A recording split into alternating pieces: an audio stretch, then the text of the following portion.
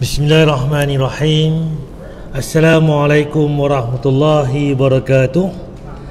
Innal hamdalillah nahmaduhu wa nasta'inuhu wa nastaghfiruh wa na'udzu billahi min shururi anfusina wa min sayyiati a'malina. Man yahdihillahu fala mudhillalah wa man yudlil fala hadiyalah. Asyhadu an la ilaha illallah wahdahu la syarikalah wa asyhadu anna Muhammadan abduhu wa rasuluh. Amma ba'. Ya semati Tuan Imam, Majelis Kuasa Masjid Tun Abdul Razak, Repuh Perlis, tuan-tuan, puan-puan Allah sekalian. Pertama sekali, marilah sama-sama kita manjatkan rasa syukur kita pada Allah Subhanahu Wa Taala kelimpah kurnianya dengan rahmatnya. Dia beri masa kepada kita, dia beri tenaga, dia beri kesihatan, juga kesempatan pada hari ini dapat sama-sama kita hadir untuk sama-sama kita solat maghrib berjemaah. Dia dapat sama-sama kita sambung kuliah mingguan kita. Untuk teman-teman tuan-tuan, pada hari ini tajuk kita tajuk yang baru berkaitan dengan bab perdamaian. Bab damai ni, apa yang Nabi larang dan Allah larang tentang perdamaian ni. Suruhan untuk berdamai, tapi di sebalik berdamai itu ada unsur-unsur yang Nabi larang tak boleh ada dalam perdamaian. Tajuk ini berkaitan dengan larangan melakukan perdamaian berisi kezaliman. Dalam duk damai itu ada pula unsur zalim. Jadi dia berat sebelah sebagainya. Jadi cerita dia tak boleh buat lagu tu. Berdamai ya betul, tapi tak boleh kita menzalimi orang yang kita nak berdamai itu. Apa cerita dia? Apa dalil tentang tajuk ini? Sebelum saya nak pergi tajuk ini, kita akan tengok balik tentang ulang kaji tajuk minggu lepas berkaitan dengan bab pemberian, bab bagi ni. Iaitu ada satu bab tuan-tuan, larangan menolak hadiah, hibah dari Muslim. Cerita minggu lepas ni, tak boleh kita tolak hadiah. Orang bagi hadiah, kita ambil tuan-tuan. Apa dalil dia tuan-tuan?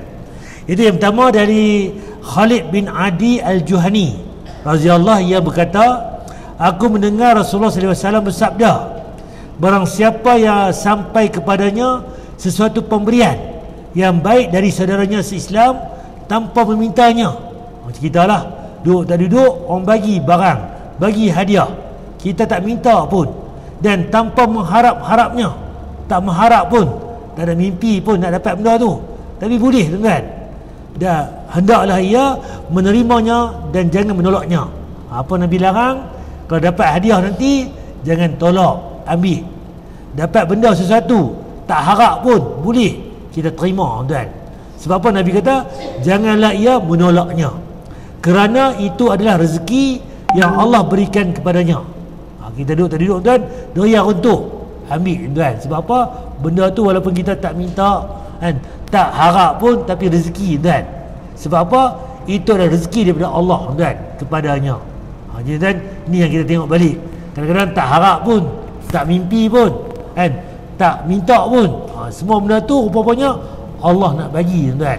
Jadi hadis sahih, hadis Ahmad Ibn Hibban, Al-Hakim At-Tabrani dan Abu Ya'la.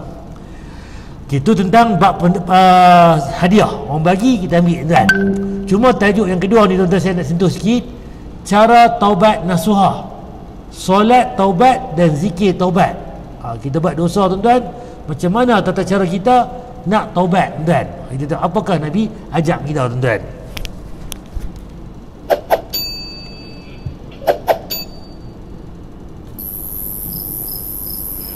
Berkaitan dengan taubat. Taubat itu syaratnya 3+1. Okey, taubat ni 3+1. Macam mana syarat taubat tu 3+1? Yang pertama, menyesali perbuatan. Okey, syarat pertama tuan-tuan, taubat ni mesti menyesal. Kita buat dosa, kita buat kesalahan, kita buat maksiat, kena menyesal dulu perbuatan yang kita buat tu. Pertama sekali menyesali perbuatan yang kita buat. Itu syarat pertama, menyesal. Karena itu awal dari taubat seorang hamba, dia menyesali perbuatan. Yang kedua, meninggalkan perbuatan itu. Bila tadi ni menyesal, kedua tinggal. Tinggal apa? Tak mau buat dah. Benda kita buat tadi, terlajak tadi, terlepas pandang tadi, kan, macam-macam lah, maksiat, dosa sebagainya. Benda tu kita tak mau buat dah, kan, meninggalkan benda tu kan. Tadi kita bertobat, kan, kita menyesali. Kedua, kita tinggal benda tu. Orang kalau menyesal harus meninggalkan. Itu konsekuensi orang yang bertobat, menyesal meninggalkan. Kemudian yang ketiga, bertekad untuk tidak mengulang. Jadi 3 benda. Pertama, menyesal. Kedua, tak mau buat dah. Ketiga ni, tekad betul-betul tak mau ulang. Tadi tinggal saja, tapi yang ketiga ni tak mau ulang. Kalau seboleh mungkin tak mau jadi dah benda yang sama tadi, dosa tadi, maksiat tadi. Itu 3 tuan-tuan. Bukan tidak mengulang, tapi niat untuk tidak mengulang. Karena kadang-kadang hamba ini sudah niat tidak mengulangi, tapi dia mengulangi. Jangan putus asa. Kembali lagi kepada Allah Subhanahu wa taala. Kukuk ustaz, saya bertobat dah ni, tak mau ulang. Tiba terbuat juga benda yang sama, maksiat, dosa sebenarnya. Apa jadi? Allah suruh balik pada dia juga. Kembali pada dia balik. Tadi dah taubat dah, ulang balik. Dah, pintu taubat ni sentiasa terbuka. Allah beritahu, buat dosa siang, tangan Allah terbuka di malam hari. Allah ampun, minta ampun kita, kan? Allah buka tiang apa? Taubatnya di malam hari. Buat di malam hari, Allah buka taubatnya di siang hari. Jadi cerita dia 24 jam pintu taubat terbuka. Bila tuan-tuan? Setiap hari, setiap petang, setiap malam, 24 jam. Nampak tuan-tuan?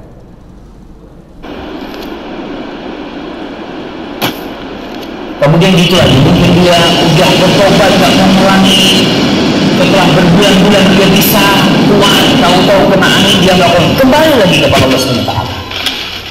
Yang keempat adalah kalau itu berurusan dengan anak Adam. Okey, tadi nampak, taubat ni terbuka sepanjang masa 24 jam tuan. Bila akhirnya, bila kita tengok bangkit pagi, matahari naik ke belah Kuala Perlis tu, ke belah barat tu, timur sana matahari naik, barat tu terjun.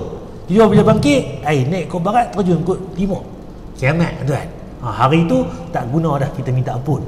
Kedua tuan-tuan, sakarat. Lagi tak mati, lagi tu kita ada pintu taubat. Terbuka luas tuan. Pagi, petang, siang, malam. Jadi pintu taubat Allah ni terbuka 24 jam. Buat dosa saja, minta ampun kepada Allah. Ya Allah, buat dosa lagi ni, minta ampun, minta ampun, minta ampun. Tu jawapan dia. Hang ni main-main dengan dosa, dengan ni. Tak, kita manusia tuan. Kadang kita boleh kata saja, terbuat lagi, minta ampun, minta ampun. Tapi yang ketiga ni, kalau dengan manusia, dia cerita lain tuan. Macam mana? Ni jawapan dia. Manusia, maka kita harus berurusan, menyelesaikan urusan itu dengan dia, dengan meminta maaf, dengan meminta dihalalkan, dengan mengembalikan barang dia kalau kita mengambilnya. Yang kalau dengan manusia, kita kena minta maaf dekat orang yang kita buat jahat, buat dosa kat dia. Kedua, kalau kita ambil barang-barang dia, minta halal balik. Makan minum kita ke, barang ke sebagainya. Kita curi barang dia, kita ambil barang dia, kena kembalikan tuan. Ni manusia. Kalau tuan-tuan tak buat benda ni tuan-tuan, dia cari kita sampai ke lubang cacing. Cacing tak boleh tuan. Hari kiamat nanti, dibangkitkan nanti di mizan kita ni, pada Arafah, pada mahsyar nanti, kita tu rasa, pahala banyak dah aku ni. Dosa dekat sipulan. Dia kita curi barang dia ni tak bagi, ni kita ambil barang dia ni kita perkena dia, kita mengata kat dia, tak clear tuan. Apa jadi? Pahala banyak nanti kita bagi dekat mereka tuan. Sikit, seorang sikit. Dosa ada lagi 5 orang. Contohnya dosa tuan, pahala habis dah. Dosa mereka pula kita ambil tuan. Bayangkan tuan, itu kita dengan manusia, panjang cerita. Dengan Allah tadi, dia lain tuan. Allah nak ampun, Allah ampun. Allah tak mau, terpulang pada Allah. Tapi dengan manusia ni, lagi tak clear, lagi tu dia runtun tuan. Dengan Allah ni mungkin kita minta maaf pada Allah, Allah maafkan kita, kan? Mudah tuan. Contohlah mudah, mata kita nampak, tapi doa juga, jadi kita bawa pahala kita. Tapi dengan manusia ni, kalau tak clear tuan, dia tarik kita sampai ke lubang cacing. Cacing tak boleh tuan. Sampai ke hari akhirat, dia tarik pahala tuan. Yang mana dia pun terdesak, dosa dia banyak tuan, pahala kurang. Siapa buat dosa kat aku, dicari seorang-seorang tuan. Sebab tuan-tuan kat dunia ni, kata dekat orang, mengatakan, mengumpat ke, pergi minta maaf tuan. Kita ambil barang-barang orang, kan, halal mereka minum sebagainya, clear tuan, siap-siap. barang-barang ni kita curi ke apakah, perkelia kat dunia ni. Ada harta ke apakah, perkelia siap-siap. Orang amanah kat kita ni bagi betul-betul, jangan kita duk makan kat atas kan. Apabila adik-beradik kita ke apakah, semua ni kena clear, transparent. Adik-beradik kita, jiran kita kan, macam-macam hal lah kena perkelia kan. Sebab apa? Benda ni akan diungkit pada hari kiamat. Seperti itu. Adapun berkaitan apakah ada solat taubat, memang solat taubat itu adalah solat insidental. Solat taubat ada kan. Sebab apa Nabi kata kan, itu apa? Insidental ni apa dia? Kena buat lolo kan. Ketika kita berbuat dosa, kemudian kita bertobat kepada Allah, ketika itu Rasul sallallahu alaihi wasallam menyuruh seorang hamba untuk bersolat. Dia hendak menyempurnakan wudhunya, solat 2 rakaat. Ia khusyuk, tidak ngobrol dengan dirinya, tidak macam-macam pikiran dia, Allah akan ampuni dosa-dosa. Apa dia buat tuan? Buat dosa tuan. Dia mengisafi dosa ni, aku telah terlajak sebanyak. Dia kena bertobat tuan. Dia buat segera tuan. Nanti Ustaz, tunggu Ustaz, malam ni lah, esok lah, dok tuan. Segera bertobat. Sebab apa tuan? Kita tak tahu tuan, esok tu ada lagi tak? Subuh saya lagi, dan nak tuan. Isya saya lagi pun, dan tak dan tuan. Duduk tak duduk tuan, saya macam contoh pergi kuliah ni, duduk habis nyawa tuan. Duduk pergi kuliah, boleh jadi. Tuan-tuan duduk terlentang, duduk tengah ni, duduk sehari, hilang ke tu tuan. Jadi mudahnya kita tuan. Kita nampak kata, nyawa ni sepanjang masa tuan, kita tak tahu cepat atau lambat. Cuma main masa dia, nak percepat tak boleh, perlambat pun tak boleh. Saya tadi bila buat dosa tuan, terus minta ampun. Jika kita ada dosa besar tuan, apa tadi? Ambil wuduk dengan elok, kita buat solat 2 rakaat. Minta ampun pada Allah tuan. Itu cara dia. Tapi solat taubat ini bukan solat rutinitas. Dan solat taubat ni bukan selalu. Hari-hari, setiap lepas subuh solat taubat, lepas Isya tengah malam solat taubat. Dia bukan lagu tu. Dia tuan bila betul-betul buat dosa tuan, minta ampun segera, terus buat. Dia tak hul tuan. Tiap malam buat solat taubat. Dia bukan lagu tu. Sunnah Nabi solat taubat ni bukan buat hari-hari. Dia jarang-jarang tuan. Kalau solat duha, ya harian buat. Solat tahajud, ya harian. Solat taubat tak jumpa Nabi kata buat hari-hari. Nabi kata tadi, buat dosa saja, terus minta ampun pada Allah tuan. Itu dalil dia tuan. Kalau kita buat ni, jadi tiap-tiap malam buat solat taubat, tak tepat sebenarnya. Sebab kita ni bukan tiap-tiap malam buat dosa kan. Dosa yang lepas dulu ni, minta maaf betul tuan. Allah ni minta. Kau terbuat lagi, minta lagi. Itu cara dia tuan. Tiap malam solat taubat, tiap pagi solat taubat, bukan. Jadi kalau kita pas berbuat dosa dan tidak ingat ya Allah, ambil wuduk solat. Dan solat taubat ni pun Nabi tak bubuh nama solat taubat. Ada dosa saja, minta ampun pada Allah. Macam juga solat hajat, Nabi tak abang kata solat hajat. Ada hajat saja, minta pada Allah tuan. Kan? Ada apa hajat, berterima kasih ke, minta ampun ke, minta. Apa buktinya? 1/3 malam terakhir Allah turun langit dunia. Siapa minta ampun pada aku, akan aku ampunkan. Siapa minta hajat, aku berikan. Siapa minta apa, akan aku tunaikan. Itu dalil dia. Jadi ulama je yang bubuh. Sama kita pun solat tahiyatul masjid, Nabi tak abang tahiyatul masjid. Nabi abang apa? Bila masuk masjid, jangan duduk lagi, buat 2 rakaat. Itu namanya solat tahiyatul masjid. Bahkan kalau kita main-main nanti, imam tengah duduk sembahyang bila duduk azan dah, tak ada buat solat tahiyatul masjid. Apa jadi? Solat maghrib tadi tu pun dah nama ada solat sebelum kita duduk tuan. Jadi sebelum duduk ni, buat dulu 2 rakaat.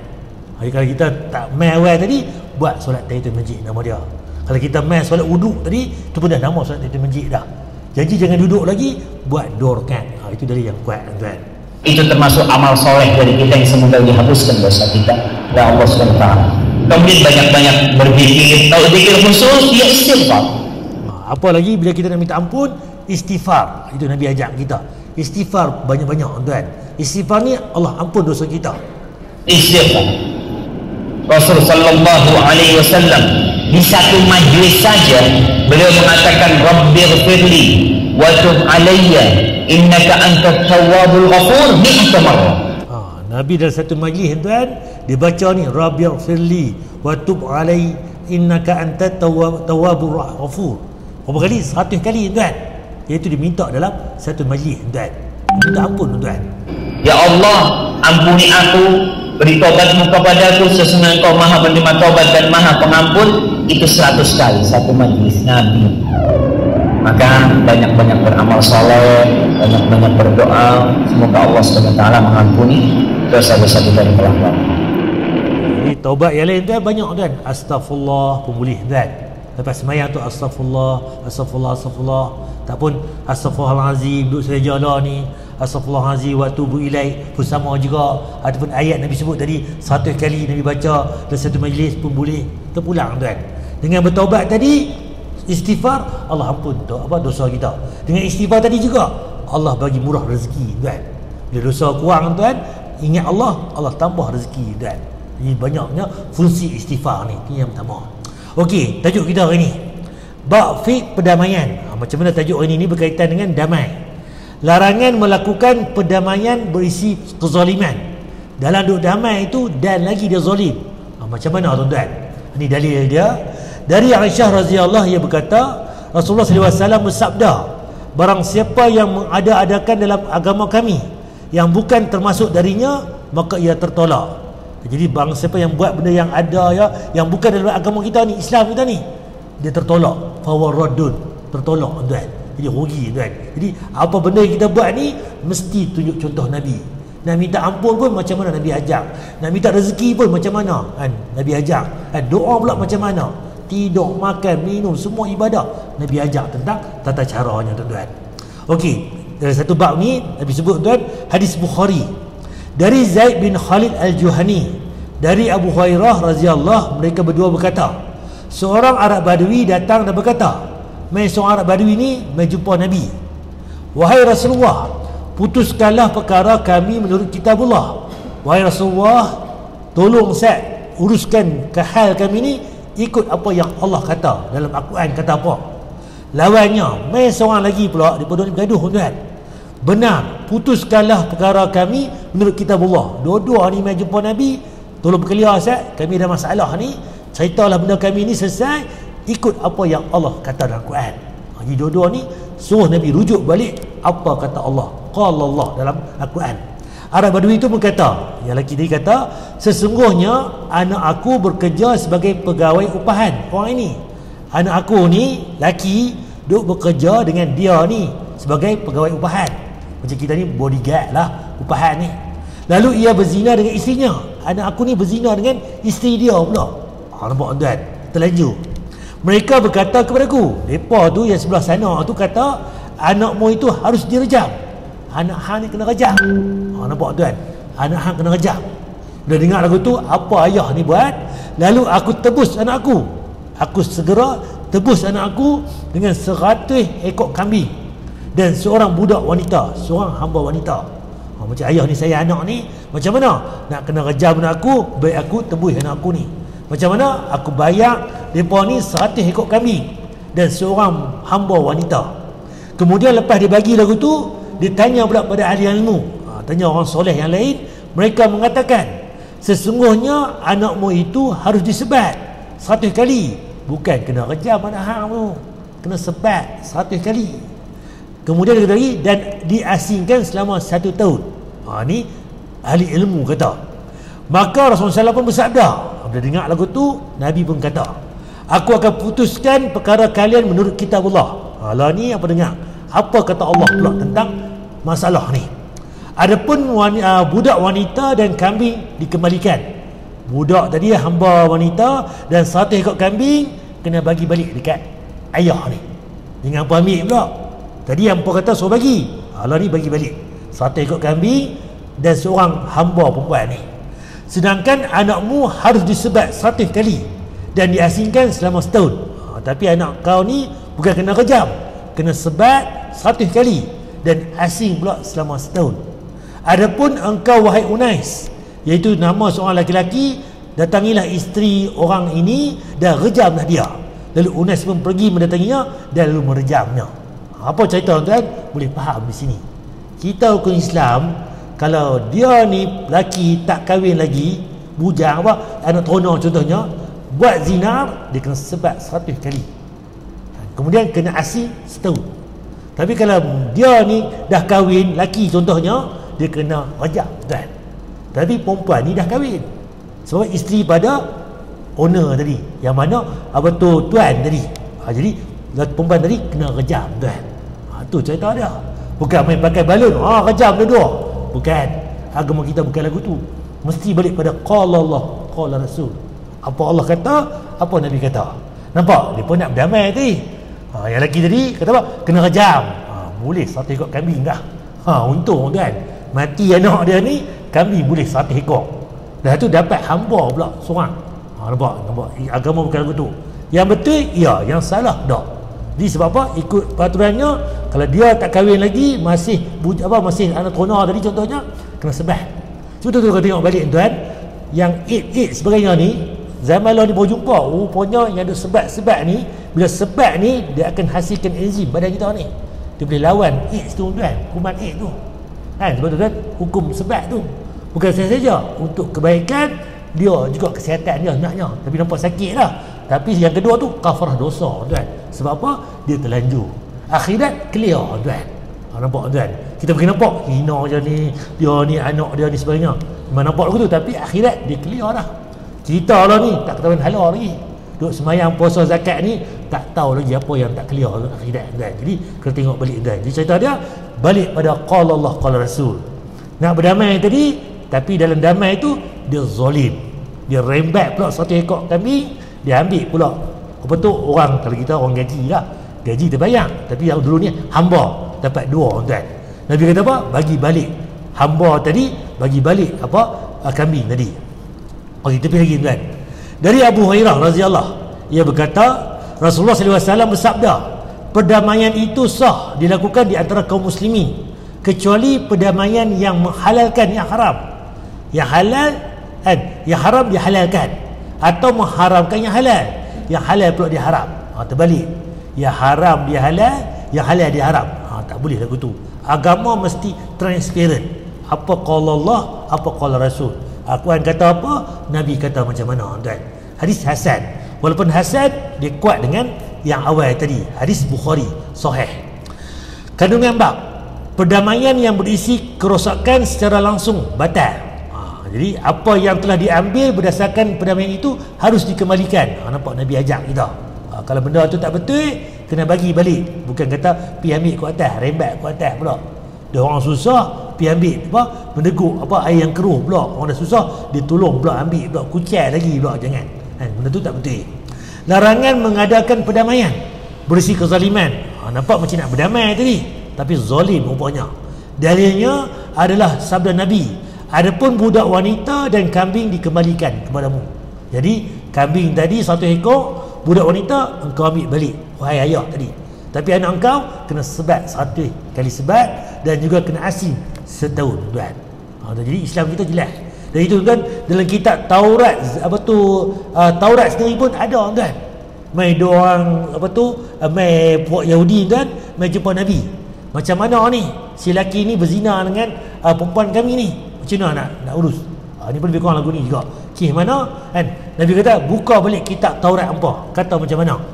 Dia kata kena rejam dua-dua. Kan? Dia cek balik, rupanya macam kita jugalah. Kan? Rupanya bukan kena rejam dua-dua, yang mana yang dah kahwin itu yang direjam kan. Sebab tu dalam orang Yahudi pun depa tutup tu kan. Dia buka kitab Yahudi, kan? Tengah dia baca, awal dia baca, tengah dia tutup, hujung dia baca. Depan Nabi pun orang Yahudi ni kecoh, dia nak tipu Nabi. Sedangkan ada seorang sahabat Nabi ni, dulu dia Yahudi, dia tahu kitab Injil kata macam mana. Engkau halih tangan kau ni, baca balik, memang ada hukuman rejam dan sebagainya. Kitab Yahudi pun ada hukuman rejam dan untuk si penzina ni. Okey, saya pilih lagi tuan-tuan. Lalu ni kita tengok macam mana tata cara solat taubat. Solat taubat ni macam mana tuan? Kita tahu sikit tentang tata cara solat taubat. Tansurullaha yansurkum wa yuthabbit aqdamakum. Bismillahirrahmanirrahim. Perkenankan kami berbagi tata cara solat taubat. Solat taubat disunahkan ketika bertaubat dari dosa, baik itu dosa kecil ataupun dosa besar. Okey, dosa kecil, dosa besar kita bertaubat. Cuma kalau tuan-tuan tengok balik, kita belajar dosa kecil ni Nabi beritahu, Allah beritahu Allah ampun dosa kita. Dengan apa? Dengan wuduk kita. Tuan-tuan ambil wuduk tadi itu, Allah hapuskan dosa kita. Muka kita, sapu muka ni Allah cuci dosa kita, mata kita kan. Tangan kita Allah cuci tangan kita buat maksiat sebagainya. Kaki kita sebagainya Allah cuci bahkan bersih. Satu hari bayangkan 5 hari kamu mandi di depan sungai ni, bersih tak? Bersih. Nabi kata apa? Nabi tanya bersahabat, macam itulah juga dosa-dosa main semayang ni Allah buang dosa-dosa kita kan. Kita tengok lagi contohnya apa Nabi beritahu lagi, siapa yang ambil wuduk di rumah lagi jauh di jalan tuan, lagi banyak dosa dihapus, lagi banyak pahala diangkat, banyak darjat diangkat tuan. Jadi satu langkah diangkat pahala, satu langkah dibuang dosa, satu langkah diangkat darjat tuan. Lagi jauh kita ambil wuduk main masjid, lagi banyak kita dapat pahala, diangkat darjat, dibuang dosa. Itu dosa apa? Dosa kecil. Tapi dosa besar kena minta ampun tuan, dengan taubat nasuha, taubat betul-betul tuan. Baik taubat itu dilakukan langsung setelah melakukan maksiat ataupun setelah berlalunya waktu. Di antara bentuk kasih sayang Allah kepada hambanya, yaitu Allah membuka pintu taubat yang selebar-lebarnya. Pintu taubat ini akan terus terbuka selama roh seorang hamba belum sampai ke tenggorokan atau sebelum matahari terbit di sebelah barat. Jadi pintu taubat ni terbuka luas. Apa buktinya? Lagi kita tak mati, sakarat ni nyawa tak pergi ke hujung hakum, lagi itulah pintu taubat terbuka. Ataupun kiamat. Mana dulu tuan? Kalau kiamat dulu, itu tuan, pengakhiran tuan. Kalau kita meninggal dulu tuan, itu kita punya last kita untuk bertaubat. Lagi tak main domda ni, pintu taubat terbuka luas di depan kita tuan. Dengan mengerjakan salat taubat ini, seorang hamba dapat mengadu, meniba, mengakui, dan meminta ampun atas dosa-dosanya kepada Allah setelah sekian lama bermaksiat dan melupakannya. Nampak tuan, kita boleh minta ampun kepada Allah, kita muhasabah balik, kita mengisafi kelalaian kita, kelalpaan kita zaman muda dulu ke sebagainya, terlanjur sebagainya, minta ampun tuan. Itu yang kita minta kepada Allah. Bersimpul dan berharap ampunan Allah. Sungguh Allah Maha Pengampun.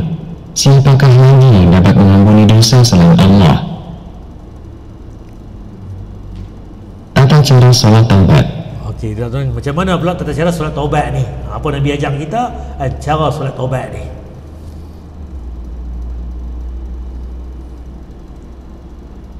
Dari Abu Bakar As-Siddiq radhiyallahu anhu, beliau berkata, aku mendengar Rasulullah sallallahu alaihi wasallam bersabda, "Ma min 'abdin yadhnibu dhanban fayuhsinu at-tuhura thumma yaqumu fayusalli rak'atayn thumma yastaghfirullah illa ghafarallahu lah." Thumma qara'a hadhihi al-ayah, "Walladhina idza fa'alu fahishatan aw dhalamu anfusahum dzakarallah fastaghfiru li dhunubihim wa man yaghfiru dhunuba illa Allah wa lam yusirru 'ala ma fa'alu wa hum ya'lamun." Yang artinya, apabila seorang hamba melakukan dosa, kemudian ia berwudu dengan sempurna. Okey, pertama sekali kena ambil wudu dengan sempurna. Bukan ambil cencai, halai-balai, ikut dan. Kena basuh betul-betul. Dan basuh wudu ni pun penghilang dosa-dosa. Tidak ambil wudu pun ikut dan. Tak betul dah. Syarat dia tuan, kena ambil wudu dengan sempurna. Betul-betul kita ambil wudu. Samalah. Bukan solat taubat pun, solat mana-mana pun kena sempurnakan wudu kita. Kemudian ia melakukan sholat 2 rakaat. Kemudian ia meminta ampun kepada Allah. Niscaya Allah pasti akan mengampuninya. Berapa rakaat tuan-tuan? 2 rakaat tuan. Jadi kita minta ampun kepada Allah. Sembahyang 2 rakaat, kemudian kita minta ampun kepada Allah. Dia cerita dia, lepas habis sembahyang tu, duduk set tuan, ada tingkat sembahyang tu minta ampun, minta ampun. Jadi ada banyak cara lah. Nabi ajar juga ketika sujud perbanyakkan doa, doa yang mustajab. Sebelum bagi salam perbanyakkan doa, doa yang mustajab. Jadi boleh perlama ketika sujud. Sujud yang mana? Sujud awal pun dia, sujud kedua pun dia, sujud ketiga, keempat pun dia. Mana-mana sujud. Saya dulu ni dah faham sujud akhir tu. Sebab apa tengok orang tu sujud lah tu yang lama. Tak semestinya. Sebarang sujud boleh kita lama. Kalau sembahyang dengan imam, ikut imam. Sembahyang seorang-seorang terpulang pada kita tuan. Jadi lepas habis semua bagi salam tu, tambah lagi doa, minta ampun lagi tuan. Itu cara yang betul. Kan mengampuninya. Kemudian beliau sallallahu alaihi wasallam membaca ayat, dan juga orang-orang yang apabila mengerjakan perbuatan keji atau menganiaya diri sendiri, mereka ingat Allah, lalu memohon ampun terhadap dosa-dosa mereka, dan siapa lagi yang dapat mengampuni dosa selain Allah, dan mereka tidak meneruskan perbuatan kejinya itu, sedang mereka mengetahui. Quran Surat Ali Imran ayat 135. Nampak, kita minta ampun betul-betul kan, mengisafi apa yang kita buat itu, dan kita tak mau ulang. Kok terulang lagi, contohnya lepas-lepas tu minta ampun lagi, minta ampun lagi. Kita bukan main-main, dah terbuat, minta ampun lagi. Ni kerana tu, oh ustaz dah minta ampun dah, buat juga malu malu lah pula, dah tahu malu jangan buat. Dah terlajak minta ampun, minta ampun. Berapa kali sebelum kita mati kan, minta ampun. Sama juga perbuatan syirik, kena minta ampun kepada Allah. Selagi tak mati, pintu taubat terbuka. Tiba-tiba kita mati tuan-tuan, syirik pada Allah, neraka tempat dia, tak ada maaf tuan-tuan. Syirik ni sebelum mati kena minta ampun. Juga dosa besar ni tak ada minta ampun, Allah ada neraca. Allah nak ampun, Allah ampun. Allah tak ampun, Allah tak ampun. Tapi kalau dosa syirik sebelum mati tu tak minta ampun, habis tuan, neraka tempat dia. Itu bezanya. Dosa syirik ni kena bertaubat tuan, taubat nasuha betul-betul. Jadi bukan kata, oh lagu tu dosa biasa ni main-main lah, tak, sama juga. Tapi syirik ni kena lagi tuan, kena pegang betul, janganlah kita syirik pada Allah tuan. Sebab tuan, syirik ni benda yang kufur tuan, yang kita beriman pada selain pada Allah, tak 100% beriman pada Allah, tahu Allah ada, tapi terapilah tika mereka, terapilah ku adalah, nampak, terapi tu dah hilang dah 100%. 99 pun tak boleh, kena 100% kepada Allah tuan. Hadis riwayat Abu Daud dan disahihkan oleh Al-Albani. Pada hadis di atas, Rasulullah Shallallahu Alaihi Wasallam mengajarkan tata cara bertaubat dengan mengerjakan sholat taubat dengan urutan sebagai berikut. 1. Berwudu dengan wudu yang sempurna sesuai sunnah Nabi Shallallahu Alaihi Wasallam. 2. Mengerjakan sholat taubat sebanyak 2 rakaat. Sholat taubat dikerjakan sendiri-sendiri, tidak berjamaah. Ini solat taubat ni kita buat seorang-seorang, tak ada solat taubat berjamaah. Cuma yang ada ni mungkin nak belajar, tu gagah lah, sekali-sekala tu nak belajar, bolehlah kita belajar. Oh ni semayang takbir sebagainya, boleh. Tapi kalau lepas tu masing-masing buat. Sebab apa? Tak jumpa Nabi solat taubat ramai-ramai. Cuma istilah kita lah ni, kau nak belajar gagah lagi. Belajar ni bukan selalu, kadang-kadang awal tu, itu iya, masih ada kelonggaran. Sama jugalah doa lepas semayang, nak baca doa lepas semayang ajak kuat-kuat, boleh sehari 2, seminggu 2, sebulan 2. Dah pandai tu masing-masing buat tuan. Itu nama mengajak. Imam Syafi'i berkata mengajak kan. Kalau betul kalau bukan mengajak, tiap hari dia buat tuan. Beza tuan, nampak. Jadi cerita dia itu. Cuma kita lah ni, dulu lah ni kuat sedia tuan, tak tepat tuan. Sebab kalau ikut Imam Syafi'i, ikut betul-betul clear, hampir dengan sunnah tuan. 3. Tidak ada lafaz khusus untuk niat solat taubat. Ada tak niat tertentu? Usalli nawaitu saja aku semayang 2 rakaat solat taubat kerana Allah Ta'ala? Tak ada tuan, tak jumpa. Yang jumpa tuan-tuan, Nabi niat solat dalam hati tuan. Dan semayang apa ni? Semayang 2 rakaat kan, niat taubat tuan. Itu saja. Ustaz, macam mana nak niat taubat ni? Bila orang tanya tu yang tibanya usalli nawaitu sebenarnya, itu yang disusun sebagai saja aku semayang, tu cerita dia. Sebenarnya tak ada kata lafaz perlu dilafazkan, dikeluarkan. Dia lintasan hati. Kita dosa banyak ni malam ni, nak semayang betul-betul taubat ni, itu pun dah lintasan hati dah. Tuan-tuan saat lagi ni pukul 8.15 azan apa? Azan Aisyah. Nak semayang apa? Semayang Aisyah. Allahu Akbar. Nak semayang apa ni? Tak tahu nak semayang apa. Tak ada orang buat begitu. Dia tahu lah ni masuk Aisyah, semayang Aisyah lah. Ni semayang apa ni? Saya pun tak tahu, ikut orang. Lagu tu dia tak tahu mana-mana. Tu baru tak nak niat. Jadi kita tahu sekali lagi subuh, tidur ni pagi mandi pergi mana? Pergi sembahyang subuh. Jalan tu pun dah tahu dah subuh. Berapa rakaat? 2 rakaat. Allahu Akbar. Itu mudahnya niat ni. Tapi takkan mudah lagu tu ustaz. Dia kata lagu tu pula dah lintasan hati niat ni. Sekali lagi dah tuan-tuan, lepas Aisyah nak pergi mana ni? Balik rumah minum kopi lena. Tu niat kita. Jomlah kena capati dulu sepinggan. Jom. Dan itu baru niat makan capati. Dan kita ubah tu, nak tidur sekali, nak pergi makan capati, niat makan capati. Lintasan hati tu gerakan hati tuan. Anda faham tak? Dia bukan dilafazkan. Salat taubat cukup di dalam hati saja, tidak diucapkan. salat taubat ini tidak ada bacaan khusus sebagaimana salat sunnah 2 rakaat lainnya. Setelah membaca Al-Fatihah, Anda boleh membaca surat apa saja. Nak baca surah apa? Al-Fatihah wajib. Surah apa tu? Surah tu terpulang pada tuan-tuan. Tuan-tuan hafal surah apa? Bacalah surah-surah yang mudah tuan-tuan hafal. Tu cerita dia. Tak perlu nak baca surah sekian, nak kena ni. Kalau betul nak kena baca surah apa-apa, datangkan dalil. Nabi semayang ni apa Nabi baca? Solat sunat subuh Nabi baca. Ada surah Al-Fatihah apa? Surah yang apa? 3 kul tu. Qul a'udzu kafirun, qul huwallahu ahad. Itu Nabi wajib baca. Nak baca surah lain boleh, silakan. Solat subuh hari Jumaat Nabi baca surah apa tu, sujud sejadah contohnya. Itu Nabi beritahu dengan jelas. Kita ikut. Tapi yang tempat umum kita letak balik pada asalnya umum. Al-Fatihah ya, surah apa pun boleh. 5. Setelah selesai sholat taubat, Anda memohon ampun kepada Allah, menyesali semua dosa-dosa yang pernah Anda kerjakan. Tidak ada bacaan istighfar yang khusus setelah sholat taubat. Jadi apa nak baca tuan, terpulang pada tuan. Assalamualaikum warahmatullahi, Assalamualaikum warahmatullahi, Astagfirullah. Ya Allah Tuhanku, aku minta ampun kepada Engkau. Minta tuan, tak ada masalah. Nak angkat tangan berdoa pun ya, silakan. Menyesali sebagainya, terpulang tuan.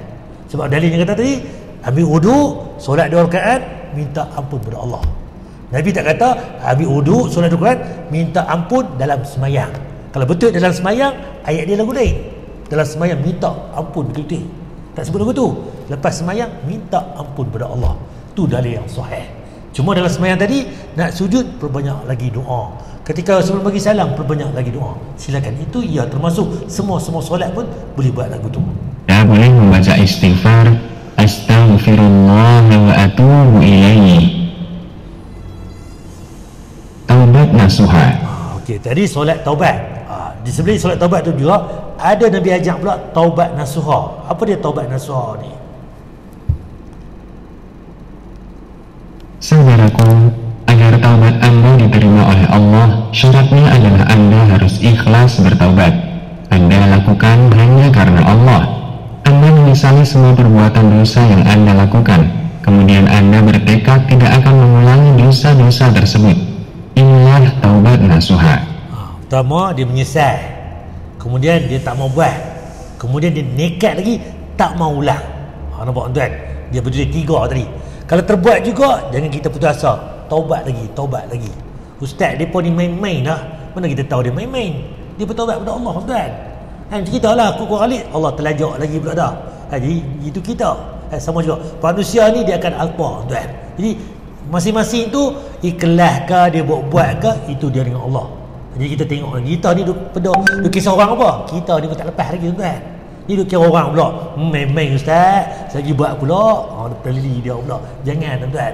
Jadi kita ni jaga diri kita tuan. Jadi samalah kita jaga kita tuan. Ni dia jaga terfikir orang, kita tak jaga. Kita dulu buat tengok orang lain tuan. Setelah melakukan sholat taubat, Anda sangat dianjurkan untuk bersungguh-sungguh melakukan amal soleh yang lainnya. Di antara amal soleh yang dapat menjadi sebab Allah mengampuni dosa Anda adalah dengan memperbanyak sedekah. Tuan, di sebalik nak bagi kalau kita dosa banyak ni, macam mana? Satu, taubat. Kedua ni, kena banyak sedekah. Dengan sedekah tuan-tuan, Allah cepat kita, Allah terima taubat kita tuan. Apa bukti dia? Mesti pada dalil. Anjuran memperbanyak sedekah untuk meraih kasih sayang Allah ketika bertaubat. Allah Subhanahu wa ta'ala berfirman, "In tubdu shadaqati fa ni'mahi wa in tukhfuha wa tu'tuha al-fuqara'a fa huwa khairun lakum wa yukaffiru 'ankum min sayyi'atikum wallahu bima ta'maluna khabir." Yang artinya, jika kamu menampakkan sedekahmu, maka itu adalah baik sekali. Sedekah tuan kalau nampak pun itu baik sekali. Tapi Nabi sebut apa Allah beritahu pula yang kedua. Dan jika kamu menyembunyikannya dan memberikannya kepada orang-orang fakir, maka memberikan sedekah dengan menyembunyikannya itu lebih baik bagimu. Nampak? Kerana ustaz dia ni dia ni menunjuk ni bagi sedekah kat depan orang. Tak tuan, dia pun tak perasan. Dia bertunjuk kan. Dia bukan niat nak tunjuk ke orang. Dia sedekah ke orang. Tiba-tiba orang nampak tuan. Mungkin itu bagi motivasi. Tapi kalau memang aku niat ni, Tok Imam lalu ni, boh 10 ringgit. Esok pula, oh tak ada orang tunggu, tak ada orang nampak ni, bos RM1. Tu memang nampak riak. Sebab apa? Manusia. Tu cerita lain. Bos RM10. Weh, tu Imam dia bagi RM10. Nampak? Contoh, bukan dia nak buat. Kan dia tu bagi benda basi. Oh bagus dah, aku pun dia bagi sekupang 2 aja. Aku banyak lagi pada dia, adik. Esok aku nak bos RM10 juga. Contoh, tu motivasi. Tapi sedekah ni kalau kita boleh bagi sembunyi, itu lebih baik. Itu Allah sebut, tuan. Dan Allah akan menghapus dosa-dosamu, dan Allah Maha mengetahui apa yang kamu kerjakan. Quran Surat Al-Baqarah ayat 271. Dengan sedekah tuan, Allah akan buang dosa kita sebenarnya. Kalau sakit lama pun tuan, dengan sedekah Allah akan buang dosa, sakit kita sebagainya. Dengan sedekah tuan, Allah akan tarik rezeki kita. Tuan, sedekah ni ibu tuan sebenarnya. Lagi bagi, lagi kaya kita. Lagi bagi tuan, lagi banyak dosa yang Allah ampun. Lagi bagi tuan, lagi rezeki banyak yang Allah akan tambah tuan. Dan Allah Alam bertajuk ini, saya berhenti dekat ni tuan, di solat taubat ni 2 rakaat. Habis wuduk betul-betul, solat 2 rakaat, kemudian minta ampun kepada Allah, taubat nasuha. Kau terbuat lagi, minta ampun lagi, minta ampun lagi. Sampai bila? Lagi tak kiamat, minta ampun. Lagi tak mati, pintu terbuka sangat luas. Itu janji Allah. Jadi kita buat tuan. Tapi kita dengan manusia tak boleh tanggung, kena clear dengan manusia. Hutang ada, clear. Ada dosa, minta ampun. Halal haram kita clearkan. Wallahu a'lam tuan. Kita saya berhenti dekat ni. Ada tuan nak tanya apa tu tajuk hari ni? Dan tajuk minggu depan tentang pemberian jugalah. Kita masuk bab lain pula tuan. Wallahu a'lam. Kemudian tentang pendamaian ni. Saya berhenti dekat ni insya-Allah. Cuma nak panggil balik tuan-tuan noh. Sekian. Tak ada apa noh. Subhanakallahumma bihamdika asyhadu an la ilaha illa anta. Assalamualaikum warahmatullahi wabarakatuh.